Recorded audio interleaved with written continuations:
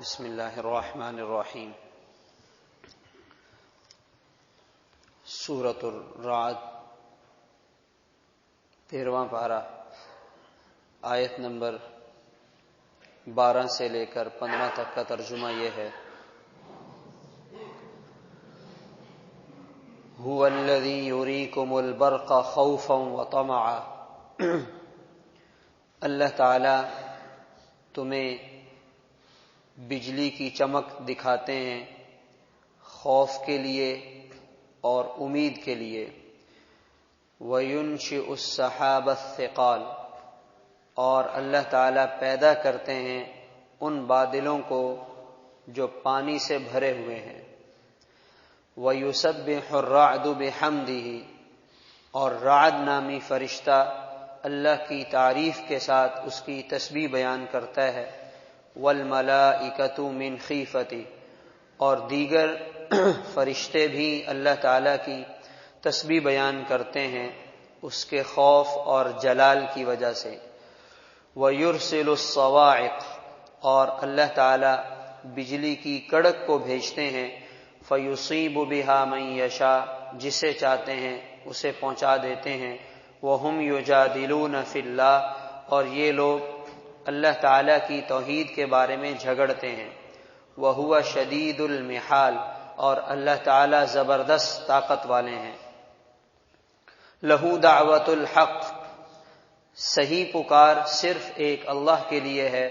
وَالَّذِينَ يَدْعُونَ مِن دُونِهِ، اور جو لوگ اللہ کے سوا غیر کو پکارتے ہیں، لَا يَسْتَجِيبُونَ لَهُم بِشَيْءٍ، وہ ان کی پکار پر ان کی بات کو ذرا بھی قبول نہیں کرتے، سوائے اس کے کہ جیسے کوئی شخص پانی کی طرف اپنے ہاتھ پھیلائے، لِيَبْلُغَ فَاهُ، تاکہ وہ پانی اڑ کر اس کے منہ تک پہنچ جائے۔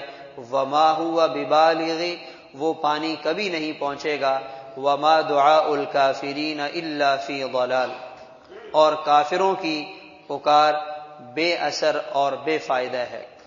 وَلِلَّهِ يَسْجُدُ مَن فِي السَّمَاوَاتِ وَالْأَرْضِ، اور زمین اور آسمان میں جتنی چیزیں ہیں وہ اللہ کے لیے سجدہ ریز ہوتی ہیں، طوعا وکرہا، خوشی سے اور جبرن۔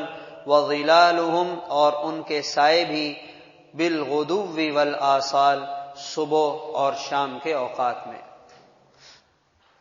ان آیات کی تفسیر سے پہلے ایک مسئلہ ہمارے علم میں یہ رہے، یہ جو آخری آیت ہم نے سنی ہے یہ آیت سجدہ ہے۔ ایک سجدہ تلاوت جنہوں نے یہ آیت سنی ہے ان پر کرنا واجب ہے۔ جو براہ راست سنتے ہیں ان کے لیے سجدہ تلاوت ہے۔ جو ریکارڈڈ تلاوت والی آیت سجدہ سن لیں، اس کی تلاوت سن لیں، ان پر سجدہ واجب نہیں ہے۔ اللہ تعالیٰ نے ان آیات میں اپنی قدرت، اپنی عظمت اور اپنی طاقت کو ذکر فرمایا۔ یہ جو اتنا بڑا خلا کا نظام اللہ تعالیٰ نے بنایا ہے، زمین اور آسمان کے درمیان کتنا بڑا فاصلہ اور کتنا بڑا خلا ہے، انسان کا دماغ اور انسانی حساب و کتاب فیل ہو جائے۔ اس اتنے بڑے خلا میں اللہ تعالیٰ اپنی قدرت کی نشانیوں کو وقتاً فوقتاً دکھاتے رہتے ہیں۔ هو الذی یریکم البرق، اللہ تعالیٰ بجلی کی چمک دکھاتے ہیں۔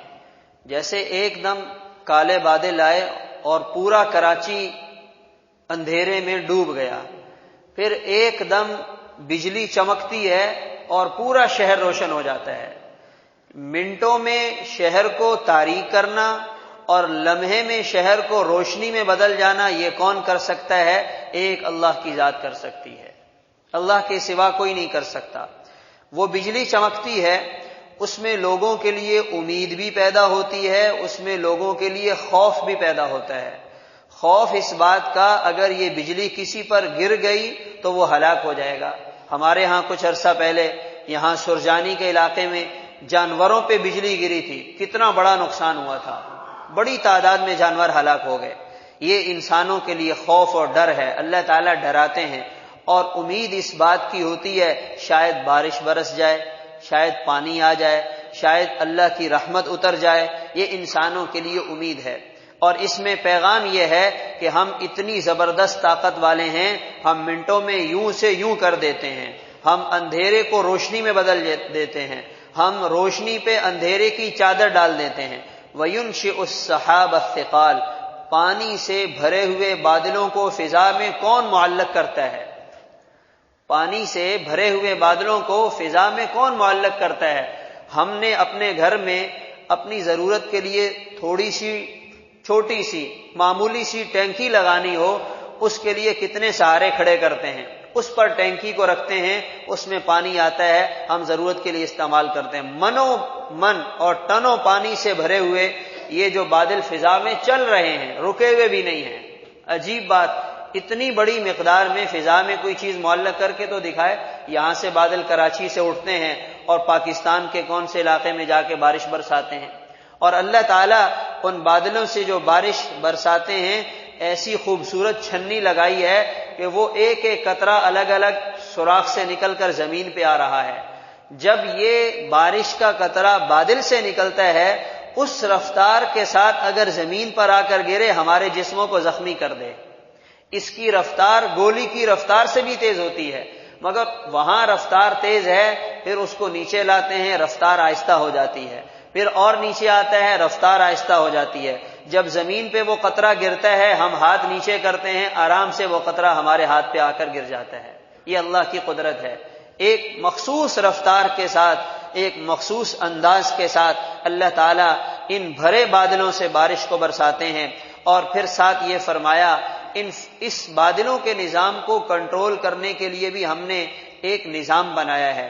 فرشتوں کی ذمہ داری لگائی ہے کہ تم نے ان بادلوں کو ہنکا کر لے جانا ہے۔ ایک فرشتہ، اس کا نام رعد ہے، اس کی یہ ذمہ داری ہے کہ یہ بادلوں کے بارشوں کے نظام کو دیکھتا ہے، اور یہ ان کو ہنکا کر ایک جگہ سے دوسری جگہ لے کر جاتا ہے، اور ساتھ ساتھ یہ فرشتہ اللہ کی قدرت کو دیکھ کر اللہ کی تسبیح بھی بیان کرتا ہے۔ وَيُسَبِّحُ الرَّعْدُ بِحَمْدِهِ، اور تمام کے تمام فرشتے اللہ کے جلال اور خوف کی وجہ سے اللہ کی تسبیح بیان کرتے ہیں۔ اللہ کی تسبیح کیسے بیان کی جاتی ہے؟ حدیث پاک میں جو بخاری شریف کی ہم آخری حدیث سنتے ہیں، کلمتان حبیبتان الی الرحمن، دو کلمے اللہ تعالیٰ کو محبوب ہیں، خفیفتان علی اللسان، زبان پر بہت ہلکے ہیں، ثقیلتان فی المیزان، قیامت میں ترازو میں بڑے وزنی ہوں گے، سبحان اللہ وبحمدہ سبحان اللہ العظیم۔ یہ اللہ کی تسبیح کے کلمات ہیں۔ یا تیسرا کلمہ جو ہم پڑھتے ہیں، سبحان اللہ والحمد للہ ولا الہ الا اللہ واللہ اکبر، یہ اللہ کی تسبیح کے کلمات ہیں۔ ہمیں کم از کم صبح و شام 100 دفعہ یہ جو تیسرا کلمہ ہے، اللہ کی تسبیح ہے، اللہ کی پاکی ہے، اس کو ضرور پڑھنا چاہیے۔ اللہ کی حمد و ثنا، اللہ کی تعریف، اللہ کی عظمت، اللہ کی کبریائی ان کلمات میں موجود ہے۔ تو یہ صبح و شام 100 دفعہ پڑھنے کا اہتمام ہو۔ پھر فرمایا اتنی بڑی ذات اور ایسی قادر ذات کو چھوڑ کر وہ لوگ کتنے ناسمجھ اور غلطی میں مبتلا ہیں جو اسے چھوڑ کر غیر اللہ کو پکار رہے ہیں۔ والذین یدعون من دونہ، اللہ کے سوا غیر اللہ کو پکارنے والوں کو ان کی پکار پر کچھ بھی نہیں ملے گا۔ پھر اللہ تعالیٰ نے ان کی ایک مثال بیان کی۔ ان کی مثال ایسے ہے جیسے کوئی آدمی پانی کے پاس کھڑا ہو اور آواز لگائے، اے پانی میرے پاس آ جا۔ کنویں پہ کھڑا ہے، چشمے کے پاس کھڑا ہے، نہر کے کنارے کھڑا ہے اور پانی کو آواز دے رہا ہے، اے پانی آ جا، اے پانی آ جا۔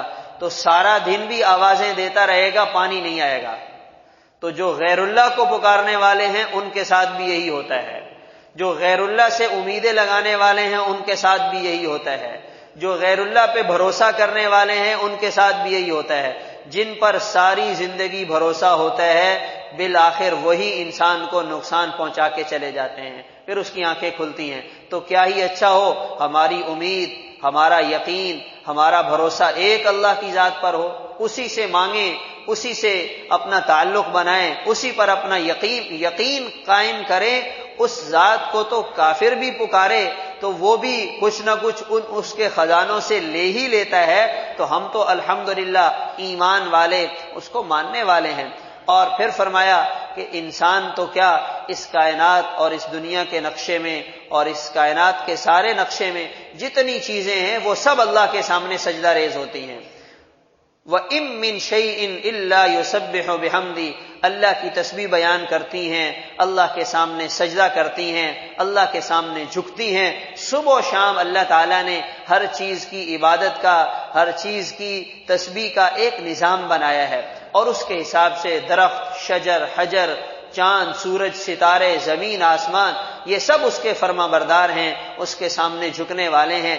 ایسا نہیں ہے کہ اگر یہ انسان اس کی تھوڑی عبادت کر لے گا تو یہ سمجھ بیٹھے کہ میں نے بہت بڑا کام کر لیا ہے، اسے یہ اپنا اعزاز سمجھنا چاہیے۔ اس ذات کی عبادت کرنے والوں کی کوئی کمی نہیں ہے۔